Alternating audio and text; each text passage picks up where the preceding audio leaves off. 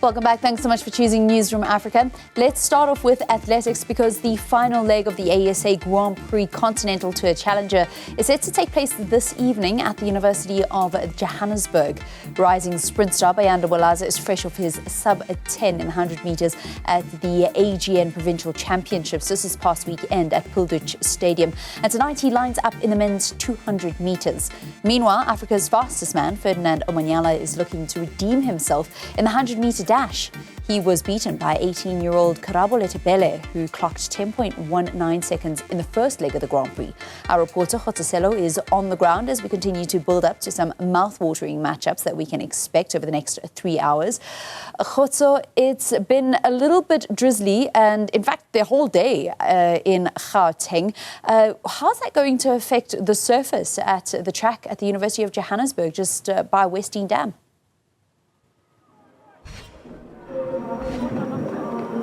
Well, Valen, the rain has certainly subsided, and we are hoping for some really fast times to heat up the people who are here to come see some really great athletics. If anything is to go by what happened here over the past weekend at the Central Gauteng Championships, we are in for a thriller. Young Karabo Letebele ran a fantastic time, but elsewhere in Pretoria, there was Bayanda Walaza who set the country and perhaps the world alight, dipping under that magical 10-second barrier, 9.99 seconds as a junior. And there's this plethora of youngsters that are coming through the conveyor belt of South African athletics. And somebody who might know a little bit more than what I can give you is a former Olympian himself, Khotso. Khotso, we're here at the Grand Prix, but it's really exciting times, a new Olympic cycle, some great youngsters on the scene.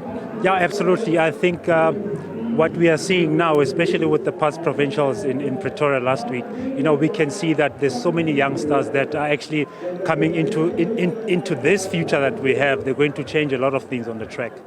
And some interesting matchups. Bayanda Walaza running the 200 meter this time, not the 100 meters where we usually know him to do his thing. You think he can also, do something special there? There's Luxolo Adams, who missed the flight to the Olympics last year. He probably has something to prove.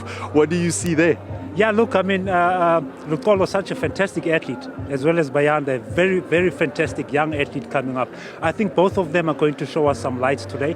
And I think for Luxolo, this is his first race since the injury that he's been trying to get over, last year. And I'm 100% sure that he's gotten over that and ready to just start getting back into the game. And as for Walaza, I really think there's some special things that are happening. It really looks to me that he's really preparing for the 100 meters. Doing the 200, it's adding, it's fueling that 100 meters. And I think it's got a really great plan for the nationals for the 100 meters. So today, we want to see what he'll be capable of in the 200. Unfortunately, I wasn't at the Pilditch Stadium last week to witness his magical run. I saw a few clips on social media and I noticed something different with his running style. It looks like his technique, particularly his arms. Does that have anything to do with making him a little bit more faster than he was? Yeah, I call that the horsepower, right? I call it the Ferrari. So I call him the Ferrari now, right? So I really think, it's important to pay attention to what works. And I think his coach is doing exactly that, letting him improve on what works. And his technique is really working for him. And I think that's what's important, is to develop what the talent already has. And I think that's really super good. But as he matures into the senior level, I think a lot is going to change. And he's going to go much, much faster. Khotso, I'd probably go amiss without mentioning the 100 meters where the Africa's fastest man would want to redeem himself after what happened in the first Grand Prix. How do you see that one looking? Yeah, look, this is athletics. I always say that anything is possible. If you're not prepared there at the start, you're going to lose it to the other guys who are much, much prepared than you. Whether you're a world record holder, if you're not coming out quite fast in your start, the youngsters are going to come for you, and that's what we saw. But I really think Omanyala, it's quite early in his season. He ran at 10:20 on gravel, so that just means that he's also starting to get ready to be competition shape. So it's going to take a couple of races, and he's a guy who only picks up a little bit later. And talking about different conditions, saying he ran on gravel 10:20. Today is a little bit overcast. The tartan is a bit wet. Do you think they can do something special? Is there fast times? Being a former athlete yourself, understanding these conditions, what should we expect? Yeah, look, the problem with the track, once it's wet, there's always there's always some issues. Your time goes a little bit slower. But some other athletes have that advantage, especially if they've been preparing for this time of the season. I'm not expecting too many fast times from the guys, but I really expect a show. And then not only is the track events going to be, closely monitored, there's some interesting field events that we'll be looking at. Any names that stick out for you? Yeah, I mean, we've got some young female jumpers, Rose Clay, very good triple jumpers. We've got Miss Dambeni in the long jump, very good long jumpers as well. Joanne in the long jump, I'm really looking for some good results from Joanne as well. Do you think South African long jump is still healthy, Khotso?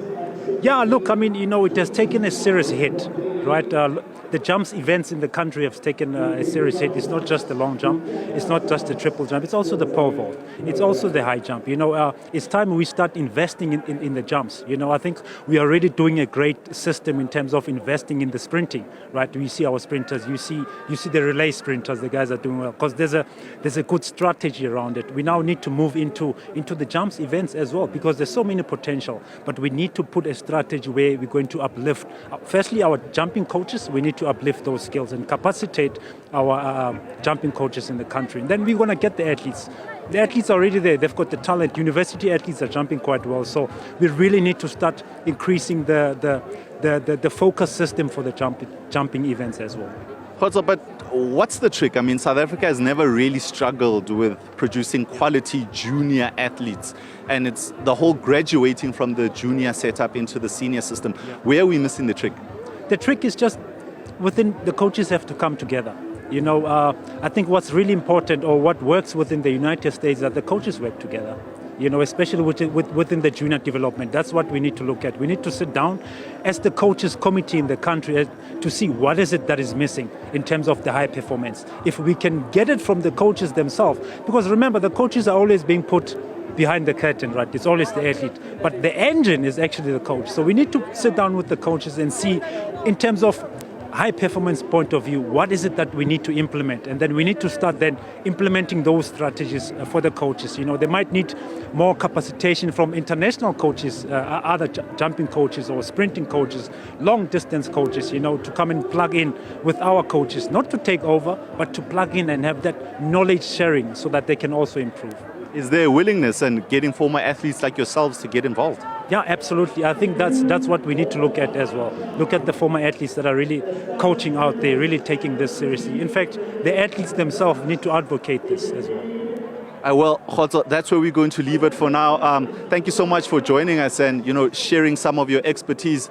But there you have it, Valen. Khotso Mokoena, former SA Olympian, just sharing his views in terms of what needs to happen to get athletes to progress into the senior phase. We haven't really struggled in producing junior athletes, but it's always been that graduating from the junior division into the senior, phase of athletics. And I think the whole thing of bringing all the coaches and high performance together to create high quality athletes in this Olympic cycle. Thank you very much, Khotso. And as you were busy talking there, the high jumpers were busy moving behind you to go and set up for their high jump competition, which gets underway. Which, interestingly, I saw a Paralympian, Kumo Pitso, who's also participating with the able-bodied at this prestigious event.